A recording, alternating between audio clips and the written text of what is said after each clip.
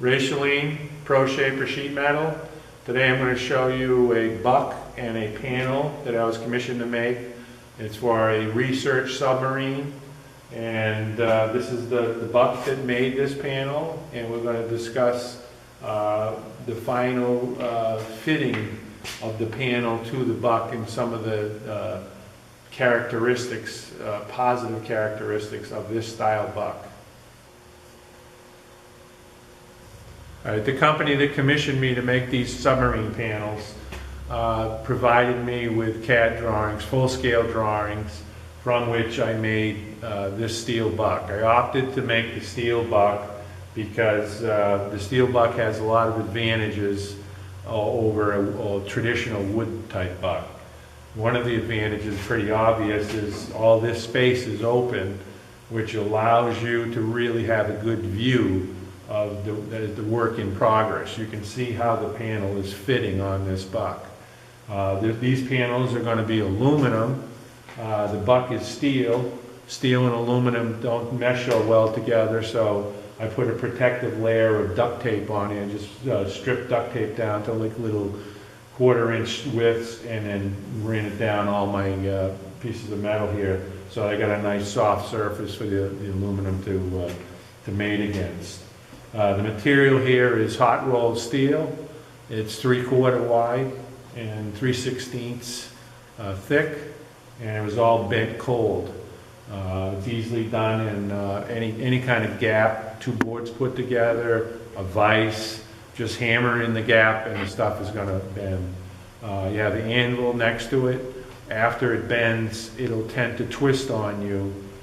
You just hammer it flat on that anvil, and you can get perfect, nice arcs, fit right to the drawings.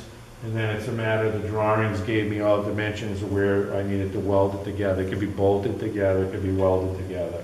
This one I opted to TIG weld together. It's pretty sturdy. The 3/16 by 3/4 is the ideal material for this. It does take a little bit of time to do it. It's a beautiful sculpture. I think it takes a lot of time to do a wood one too. This is super adjustable. The wood is not as adjustable. And another great feature of this is the ability to clamp to it. You have to clamp your panel down to actually have the buck do its job. And we're going to be showing you a little bit of that in a second. Here's the aluminum panel I made. It's at about 98% of where it needs to be. As you can see, it's pretty nice. It's 3003 aluminum, 60 thousandths thick. And in order to make a panel like this, you have to do a lot of shrinking to maintain the thickness and strength of the panel. So this edge has been all shrunk, and the shrinks have all disappeared pretty much. You get a nice, super smooth surface, but it's not at 100%, and I want to get it perfect. So this is the buck I introduced earlier, and I'm going to show you some of the strengths of that buck by mounting this panel on there with the clamps, and we'll see the little deficiencies that still remain. I put the last clamp on here. I've got quite a few clamps. That will show you any problem areas left in the panel to be done. Like I said, it wasn't 100%, so there are a few problem areas. And if you look inside here, the panel is fitting really good, except for this spot right here.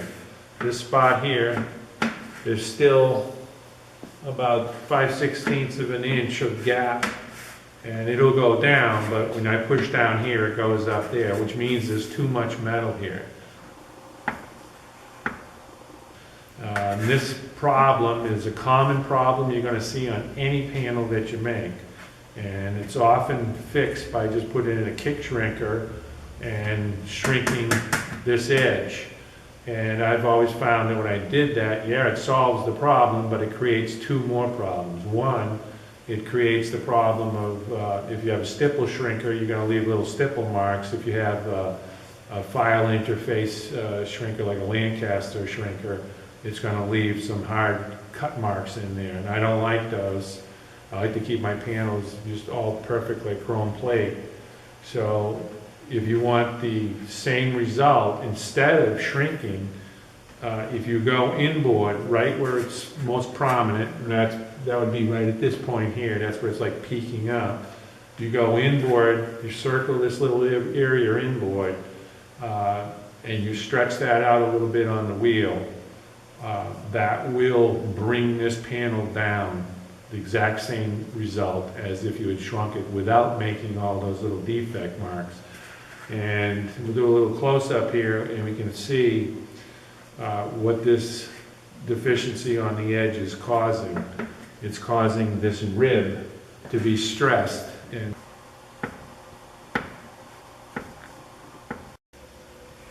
all right, this is a long feeler gauge that I made. It's 10 thousandths feeler gauge stock, and use this to check also tightness against these buck stations, and you can feel exactly where it's tight.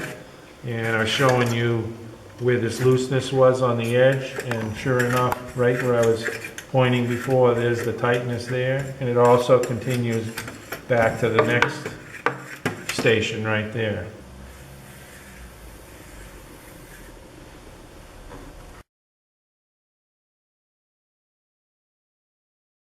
All right, we've got this red area here that I circled with a magic marker. That's the deficient area. It's a little deficient in area. And I'm going to wheel that up a little bit to make it fit that steel buck a little better. I'm going to put a little pressure on here, and I'm going to concentrate my wheeling right in that spot. But if I do that totally, I'm going to make what I call a mushroom. So you have to bring some of your wheel strokes into the surrounding territory and kind of blend it in. But we want the emphasis to be within that circle if we want that stretch to happen to allow it to fit better. So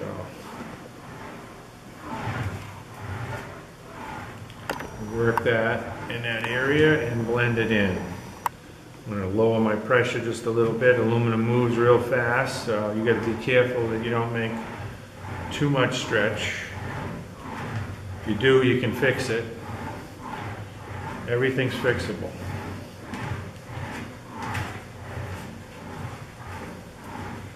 A little unevenness right over here, and I'm going to kind of fix that too. I can see it.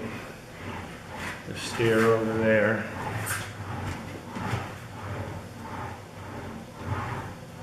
I'm going to pause for a second. I'm going to feel this with my hand. Feeling pretty good. So I'm just going to give it a little extra. It was actually running a little bit into this other station. So I'm going to come in a little deeper here. Get a little more stretch going into here. And literally this is only moving the metal probably like 20-30 thousandths of an inch. It's really close. You always strive for perfection of your panel. It'll reflect the light better. It will just present better.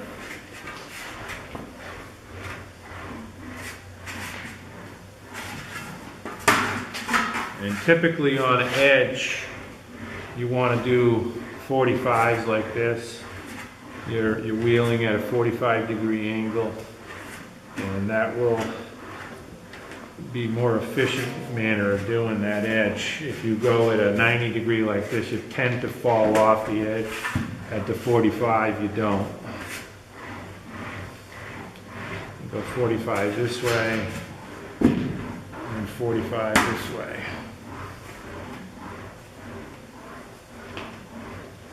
I'm staying right off the edge. The edge has already got too much metal there, so come up to the edge, but not right on the edge. Blending this all together.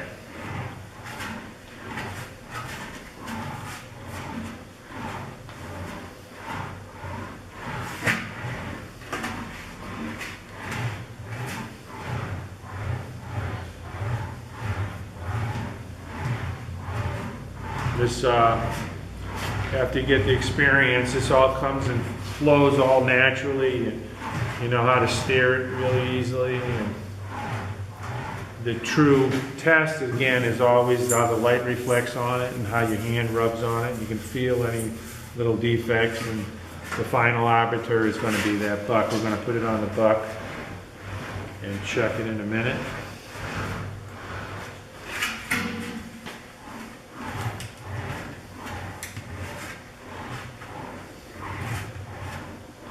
I'm going to lower the pressure a little bit. I'm in the real light pressure zone now, where I'm just doing that little final blend.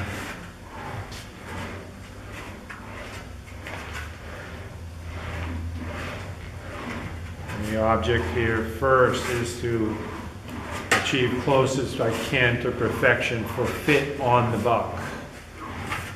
And then after I attain that goal, there still could be a few little visual defects in the surface, and that would be the final wheel, that you wheel the whole panel with a super light pressure, and you'll remove all those little tiny defects.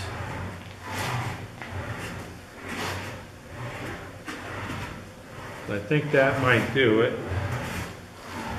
So next we're going to put this on the buck.